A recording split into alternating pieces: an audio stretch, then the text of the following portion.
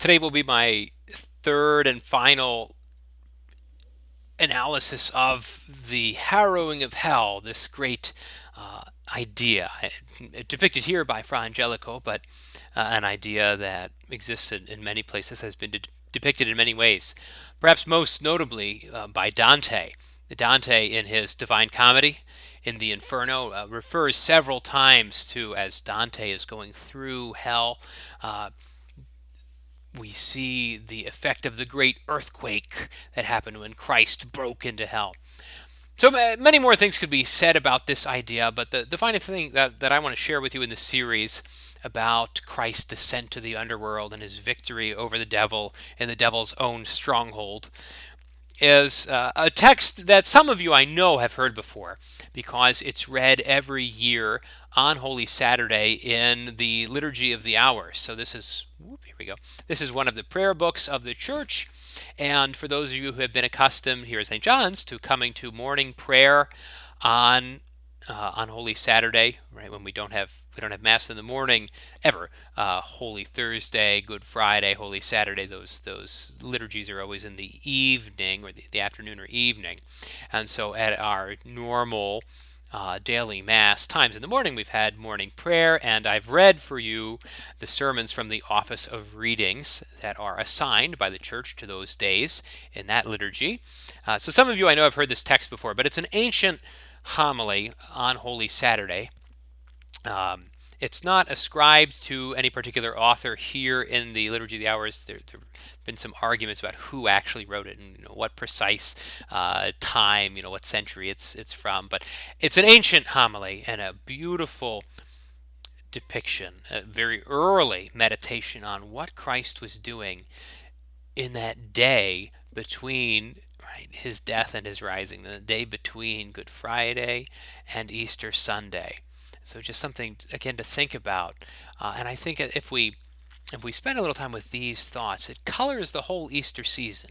Easter is a season of 50 days, and anything that lasts 50 days, it can be hard to keep fresh, and so by beginning the Easter season, thinking back on what immediately preceded it, the first outbreak of victory that happened in a hidden way that no one on earth could see. This is a wonderful way to begin the season and then to move into it.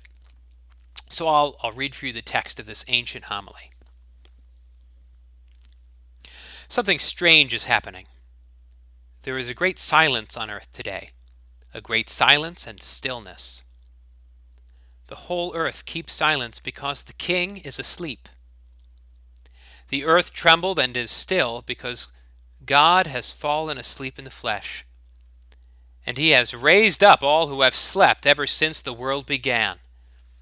God has died in the flesh, and hell trembles with fear. He has gone to search for our first parent, as for a lost sheep.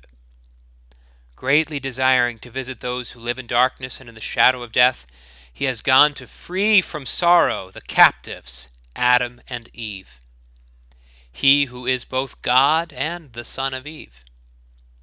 The Lord approached them bearing the cross, that weapon that had won him the victory.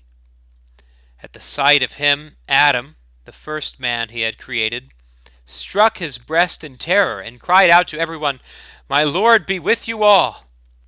Christ answered him, "And with your spirit." He took him by the hand and raised him up, saying, "Awake, O sleeper, and rise from the dead, and Christ will give you light. I am your God, who for your sake have become your Son. Out of love for you and for your descendants, I now, by my own authority, command all who are held in bondage to come forth, all who are in darkness to be enlightened, all who are sleeping to arise. I order you, O sleeper, to awake. I did not create you to be held a prisoner in hell. Rise from the dead, for I am the life of the dead. Rise up, work of my hands, you who are created in my image. Rise, let us leave this place, for you are in me and I am in you. Together we form only one person, and we cannot be separated. For your sake, I, your God, became your son. I, the Lord, took the form of a slave. I, whose home is above the heavens, descended to the earth and beneath the earth. For your sake, for the sake of man, I became like a man without help, free among the dead.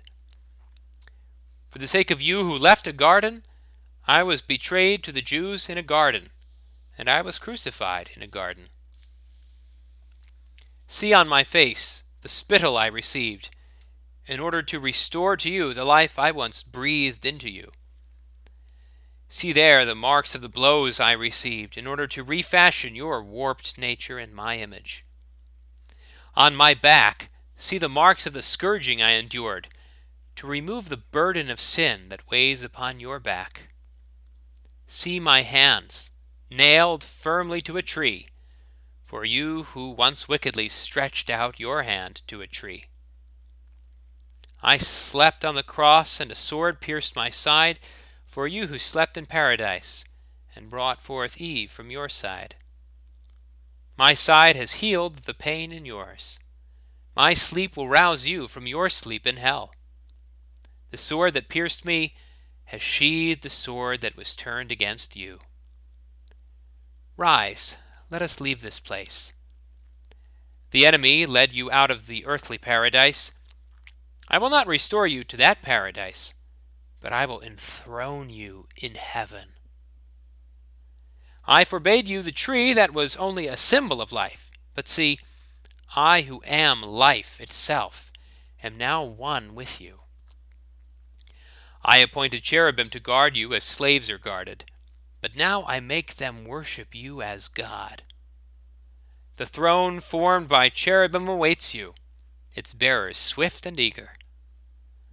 The bridal chamber is adorned, the banquet is ready, the eternal dwelling places are prepared, the treasure houses of all good things lie open.